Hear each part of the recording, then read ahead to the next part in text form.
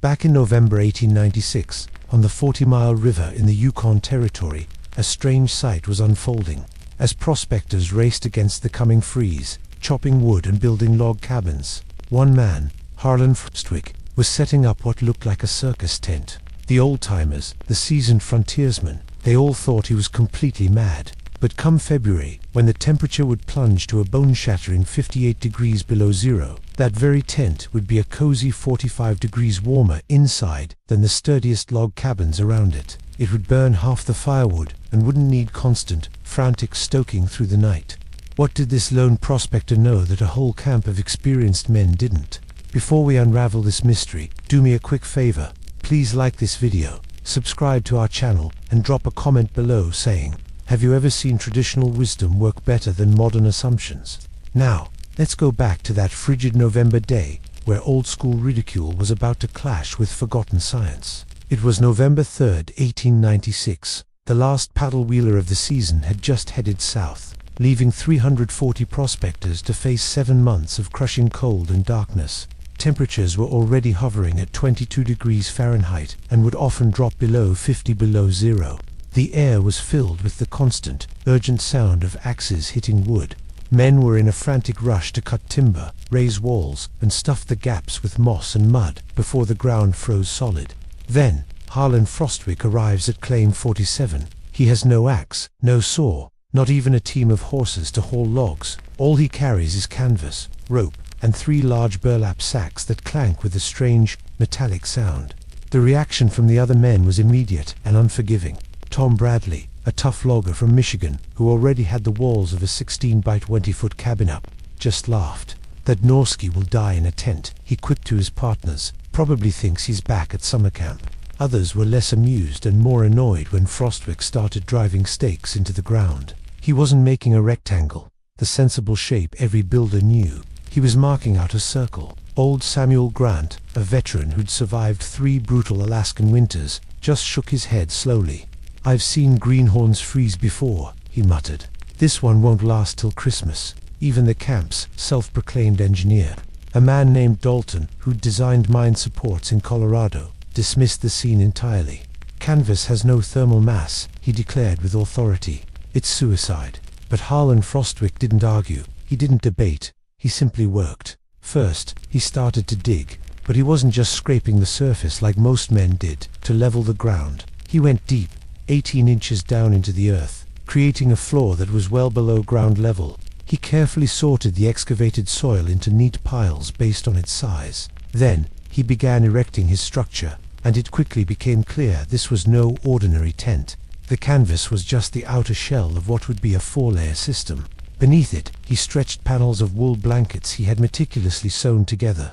Under the wool, he added a layer of caribou hide, with the fur side facing inward. And, most bizarrely of all, he started building a low stone wall, inside this strange fabric dome. He had spent days gathering river boulders, and now he was using them to build a 2-foot-high circular ring. He's building a fort inside a tent, someone murmured. The man's lost his mind. By November 15th, just as the first real cold snap hit, and most cabins were still drafty and barely weatherproof, Frostwick's structure was complete. It stood 14 feet in diameter, with walls that sloped inward to a central smoke hole at the peak. The 4 layers of his walls created air gaps, something the watching prospectors couldn't see, but which would make all the difference. Inside that stone ring, he carefully placed the contents of his clanking burlap sacks, 200 pounds of flat river stones, each about the size of a dinner plate, stacked in a neat, stable pile. His fire wouldn't be on an open hearth. It would burn inside this thermal battery. And those stones were about to decide who the real fool was, and who was the true engineer.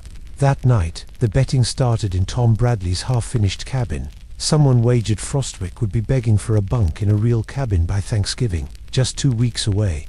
A more generous soul gave him until Christmas. Not a single person in that camp of 340 men believed Harlan Frostwick would see the spring in what they called his canvas farce. They were about to learn that their biggest mistake was dismissing generations of Sami, reindeer-herding wisdom as primitive. What the prospectors saw was just canvas draped over poles. It told them nothing about the sophisticated system Frostwick had actually built. The design's origins trace back to northern Scandinavia, perfected over centuries by the Sami people, who followed reindeer herds across landscapes where winter temperatures regularly plummeted below -40.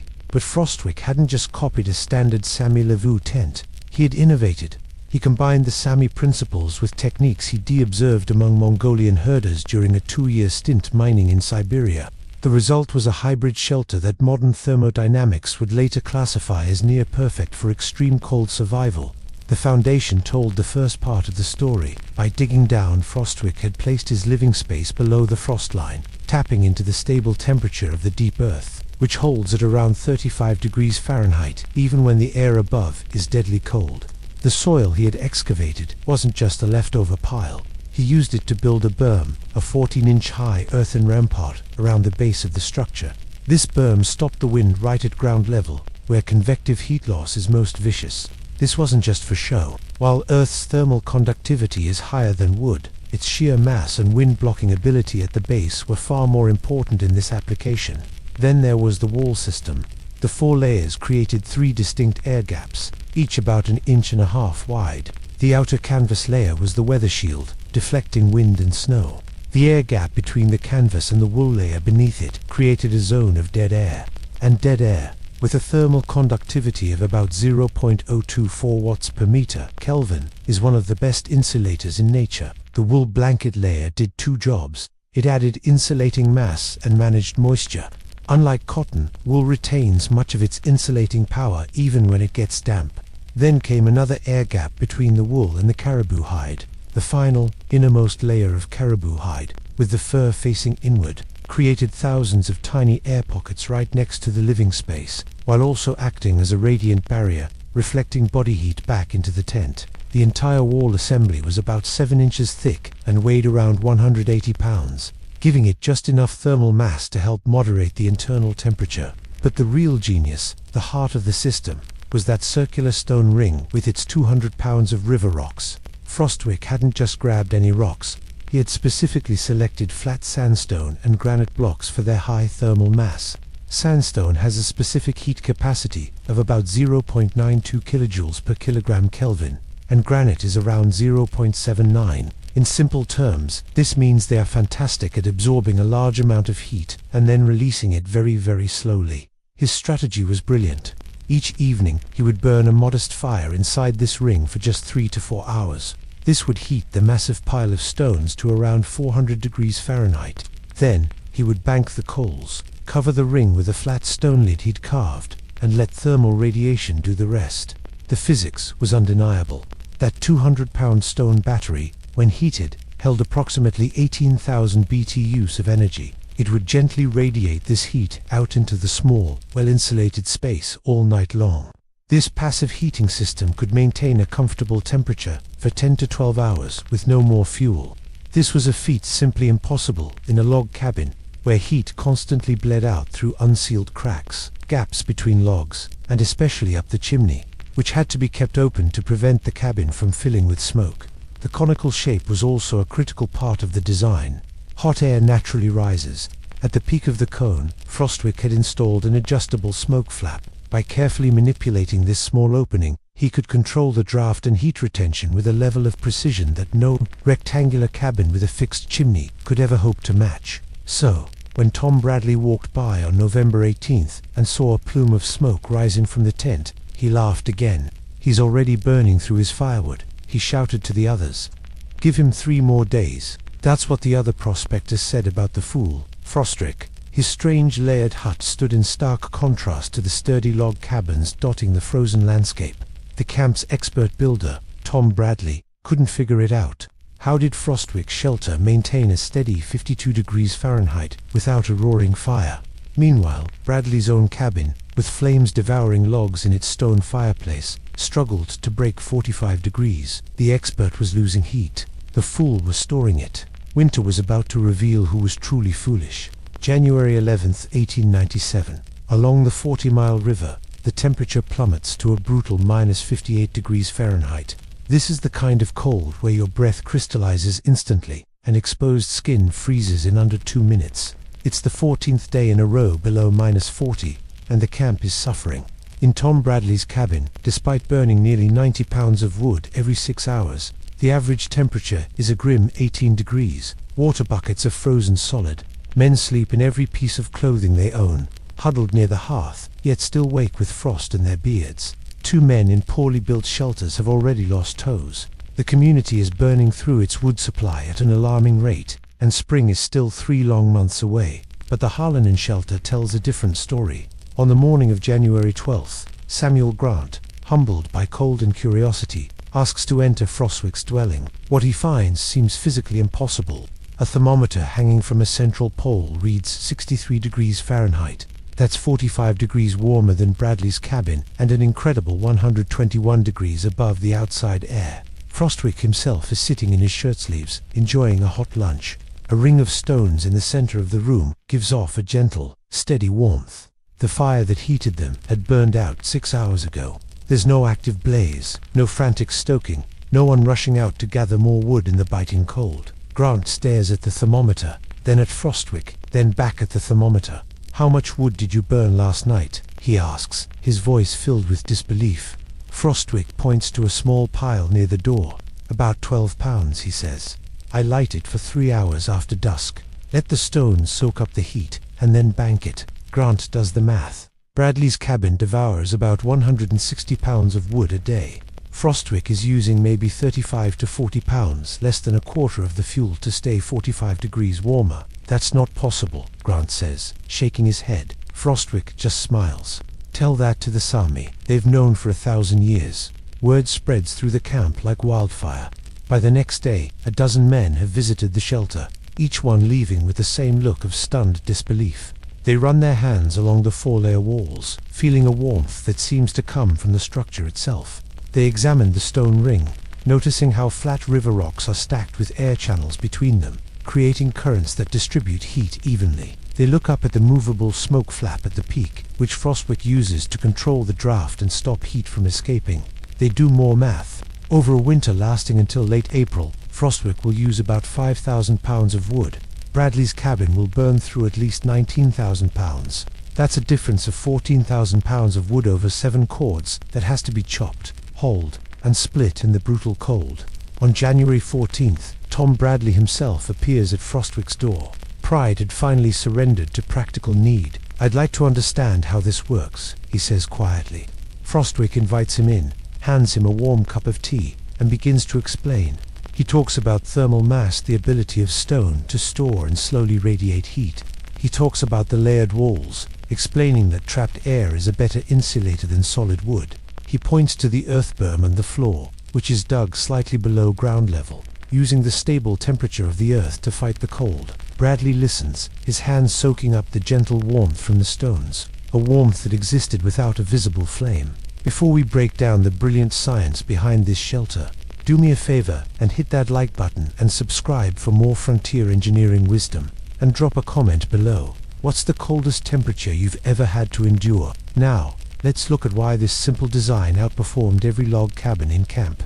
This wasn't magic. It was physics, honed over centuries of trial and error by cultures living in places where a winter mistake meant certain death. To understand how Frostwick's shelter achieved the impossible, we need to look at 3 key principles: thermal mass, layered insulation, and heat-retaining geometry. First, thermal mass. A typical log cabin's walls, about 6 to 8 inches thick, have some mass, but they also constantly leak heat to the outside. Wood is a decent insulator, but when there's a 120-degree temperature difference between inside and out, that heat is always escaping. More importantly, log cabins are leaky. Even the best-built ones have gaps where logs settle. At corners and around door frames, warm air rushes out and cold air seeps in. A log cabin is basically a leaky box heated by a fireplace that sends 70 to 80% of its heat straight up the chimney. You're not really heating the cabin. You're just fighting a constant battle against heat loss with a continuous fire. Frostwick's stone ring completely flipped this equation. Those 200 pounds of river pebbles, heated for a few hours, stored around 18,000 BTUs of energy, because the stones were inside the shelter's insulated shell. All that heat radiated inward, not up a chimney. The stone released its energy slowly and evenly, creating a gentle, lasting warmth, not the harsh spikes and drops of an open fire. It wasn't a hearth that needed constant feeding. It was a thermal battery, charged once a day. Next was the insulation. The 4-layer wall system created what modern engineers call a super-insulated envelope. The outer canvas layer deflected the wind. The first air gap, about 1.5 inches wide, provided an insulating value equal to about 3 inches of solid wood. The next layer, a wool blanket, helped manage moisture and added more mass. Then came a second air gap, doubling down on the insulation. Finally, the inner layer of caribou skins, with the fur facing inward, created thousands of tiny air pockets that trapped heat and acted as a radiant barrier, reflecting warmth back into the living space. But the materials were only part of the story. The geometry was just as crucial. The circular floor plan is genius. A circle encloses the most area with the smallest perimeter, meaning there's less surface area for heat to escape through. The cone shape naturally stratified the air. Hot air rose to the peak, where Frostwick could carefully control its exit with the smoke flap, while cooler air settled to the floor, which was stabilized by the surrounding earth. This wasn't an accident. It's the same principle that makes a tipi so efficient, refined by thousands of years of indigenous engineering on the plains of North America and by the Sami people in Scandinavia. Finally, draft control. A log cabin fireplace is an air-sucking machine. It constantly pulls in cold air through cracks to fuel the fire, and then sends that air now heated right up the chimney. You can't stop it without putting out your fire, so you're trapped in a cycle of endless burning. Frostwick's design broke that cycle. His short, hot fire heated the thermal mass, and once it was done, he could seal the smoke flap, trapping all that stored radiant heat inside. No drafts, no massive heat loss, just stable, efficient warmth. The lessons from Frostwick's shelter are as relevant today as they were in 1897. It is a powerful reminder that sometimes the most effective solutions aren't about brute force, but about working smarter. It's about understanding the principles of nature, thermal mass, insulation, and airflow, and using them to your advantage. Frostwick's technique distinguished combustion from heating. He understood the difference between combustion and heating. While others kept their fires smoldering all day, Frostwick would burn his fire rapidly with the smoke hole wide open. This superheated a central ring of stones. Then, he'd close the flap, leaving just a tiny 2-inch gap. With the active flames gone, the shelter became a thermal envelope. The massive stone ring would slowly radiate heat for hours, with no draft to suck the warmth away. By late January, his strange method started turning heads. 11 prospectors began digging circular foundations. Soon, 4 hybrid shelters popped up, each adapting Frostwick's design to whatever materials they could find. Even Tom Bradley, the guy who initially called Frostwick stupid, was a convert. He started spending his evenings in Frostwick's shelter, sketching, asking questions, and calculating. The numbers were just too compelling to ignore. This new method of using thermal mass and better insulation cut fuel use by a staggering 73%, while keeping the shelters 35 to 45 degrees warmer. This humble tent was single-handedly challenging the long-standing tradition of log cabin construction. The camp was being transformed, not by arguments, but by the cold, hard math of survival. By late February, the 40-mile river camp looked completely different. What started with one man's circus tent had grown into 17 hybrid shelters, each one a unique take on Harlan Frostwick's core ideas. This wasn't a fashion trend. It was a revolution driven by necessity. It was about surviving without spending every waking hour chopping wood in 40 below darkness. Tom Bradley's own shelter was the most impressive adaptation. He kept his log cabin walls, but tore out the old fireplace. In its place, he built a central stone ring, a direct copy of Frostwick's design. He hauled 240 pounds of granite and sandstone from 2 miles of river, carefully choosing flat pieces that would stack perfectly. Then, he built an inner wall of caribou hides, leaving a 2-inch air gap between the hide and the logs. The results were astounding. His cabin's temperature shot up from a frigid 22 degrees to a comfortable 51, and his daily wood consumption plummeted from 160 pounds to just 58. For the first time in 3 months, he was sleeping without the fear of frostbite. Not everyone could move hundreds of pounds of stone. Samuel Grant, at 67 years old, had to get creative. He couldn't replicate the structure, so he adapted the theory. He draped the inside of his old cabin with layered wool blankets, hung on wooden frames to create that crucial 2-inch air gap. For his thermal mass, he used a much smaller system, just 80 pounds of river stones in a shallow pit, His results were less dramatic than Bradley's, but still life-changing. His cabin was 18 degrees warmer, and he was using 35% less fuel.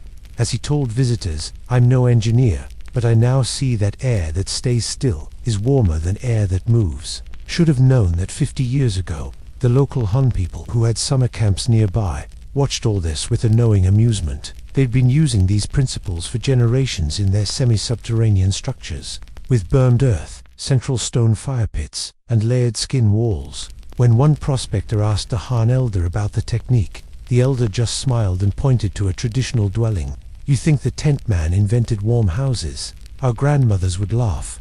We taught him to dig down. We showed him which stones hold the heat. He listened. Most of you do not." By mid-March, the entire camp's firewood consumption had dropped by an estimated 42%. This wasn't just a convenience, it was the difference between survival and stripping the land bare. Men who once spent up to 8 hours a day chopping wood now only needed 3 or 4. This freed up precious time for prospecting, repairing gear, or simply resting. The health benefits were just as real. With the switch from smoky, open fires to shorter, hotter burns in contained stone systems, respiratory problems plummeted. Frostbite cases became a rarity. 2 men who had been on the verge of giving up their claims decided to stay, confident they could now make it through to the spring.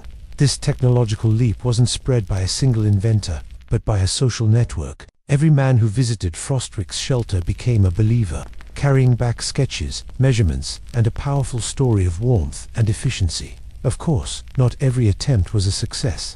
One man used shale for his stone ring, only to have it crack and crumble from the heat. Another built his stone ring too large, finding it impossible to heat the mass effectively. But these failures were just as valuable as the successes. By early April, a collective wisdom had emerged. The community had figured out the perfect recipe. The optimal stone mass for a standard shelter was around 200 pounds. The ideal air gap was between 1.5 to 2 inches, and the best burn schedule was a 3 to 4 hour intense fire just before sunset. The camp had, in effect, conducted a massive real-world engineering experiment. When Harlan Frostwick finally left for the Klondike in May of 1897, he left behind more than just a cluster of modified shelters. He had sparked a fundamental shift in how frontier builders thought about heat, insulation, and survival itself. His legacy spread far beyond that one river camp. Tom Bradley went on to build similar structures in Dawson City, where they ironically became known as Bradley stoves. Samuel Grant wrote a detailed letter to his nephew in Montana, sparking a wave of similar experiments in mountain mining towns across the American West. The tent that began as a joke had become the new gold standard for cold weather living. Its success wasn't built on marketing or authority, but on the simple, undeniable logic of staying warm while burning less fuel. But if we stop there, we miss the most important part of the story. Harlan Frostwick's tale isn't just about one man's ingenuity. He didn't invent thermal mass heating or multilayer insulation out of thin air. He learned these principles from the Sami people of northern Scandinavia, who had perfected them over 1,000 years of herding reindeer in extreme Arctic conditions. The Sami, in turn, learned from even older traditions passed down through generations of Arctic peoples who understood that survival depends on working with physics, not fighting it. What made Frostwick truly remarkable was his humility and his recognition that indigenous knowledge wasn't primitive superstition, but sophisticated engineering born from millennia of experience. When Han hunters showed him how digging below ground level provides natural insulation, he didn't dismiss it. When he saw Mongolian herders using felt layers with air gaps, he didn't see it as outdated. He observed, he measured, he adapted, and he applied. His famous shelter was a synthesis of global wisdom. The geometry of a Sami levu, the layering techniques of Mongolian gears, and stone selection guided by North American First Nations. The prospectors who mocked him weren't dumb. They were just trapped in their own cultural bubble, believing that true wisdom only came from their own traditions of log cabins and stone fireplaces. However, just because something has been demonstrated in Pennsylvania doesn't necessarily mean it's right for the Yukon. When you just drop a technology into a completely different climate without any adjustments, you usually get a system that barely works. Those classic wood cabins kept men alive, sure, but at a huge cost in labor, fuel, and comfort. They were about carrying on a tradition, not optimizing for the conditions. A 45-degree temperature difference while using 73% less fuel wasn't just a small improvement. It was the difference between just enduring and actually being comfortable, between surviving and thriving. It meant the difference between clearing out all the local timber in 3 years and having a sustainable supply forever. Modern construction science would later back up every single principle Frostrick used. Thermal mass to store heat, dead air gaps for insulation, a smaller surface area to volume ratio to keep heat in, and earth berming for stable temperatures.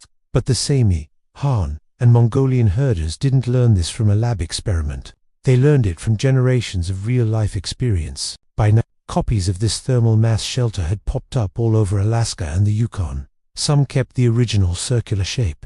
Others built rectangular cabins, but put stone heaters inside. The idea was incredibly adaptable. Mining companies built massive versions with up to 1,000 pounds of stone. Heating shelters for 20 workers while using less fuel than 4 of their standard heaters. Remote trading posts adopted the design, saving a fortune on heating. Even some military outposts in Alaska started experimenting with hybrid systems. The idea was just too good to stay in one small camp on the 40-mile river. So what happened to Harlan Frostrick? Well, historical records show he worked claims near Dawson City until 1899, and then he just disappears from the books. This was pretty common for prospectors back then. They either struck it rich and quietly retired, or they met their end out in the vast wilderness. But his shelter lived on. Photographs from 1902 show shelters clearly based on his design, still standing at 40 miles, used by prospectors and trappers. Oral histories collected in the 1950s talk about the Norwegian S-Warm tent as a turning point for how things were built in the Yukon. The knowledge survived because it worked, and because people like Tom Bradley and Samuel Grant passed it on, not just as a story, but as proven, tested engineering. The lesson here goes way beyond frontier shelters. Throughout history, we've often dismissed traditional wisdom as primitive, only to rediscover later that it holds brilliant solutions to complex problems. Think about indigenous fire management techniques, once outlawed as destructive, now being brought back to manage modern forests, or traditional fermentation, once seen as unsanitary, now celebrated as advanced biotechnology for preserving food. Today, engineers looking for energy-efficient designs are studying old, local building styles perfectly suited to their climates. The pattern repeats itself over and over.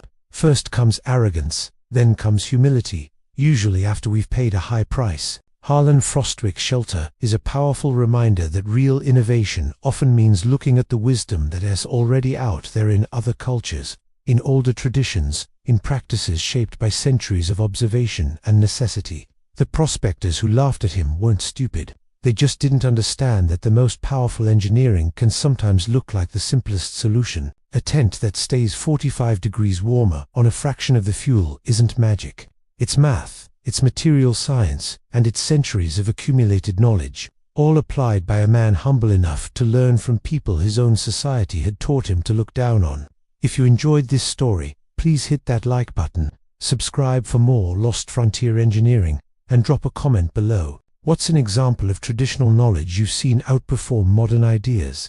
The past has so much more to teach us than we realize, but only if we're willing to listen, measure, and learn. Until next time, stay warm, and remember, sometimes the real fools are the ones who laugh first and do the math last.